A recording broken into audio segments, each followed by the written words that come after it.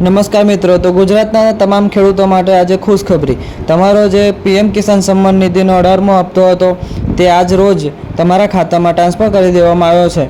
તો મિત્રો, તમે તમારા ખાતામાં જોઈ શકો છો કે તમારો હપ્તો ટ્રાન્સફર થયો છે કે નથી. અને આજ રોજ 12 વાગે કૃષિ અને પશુપાલન ક્ષેત્રથી જોડાયેલા અંદાજિત 23,300 કરોડ રૂપિયાના કેટલીક યોજનાઓનો શુભારંભ કરશે.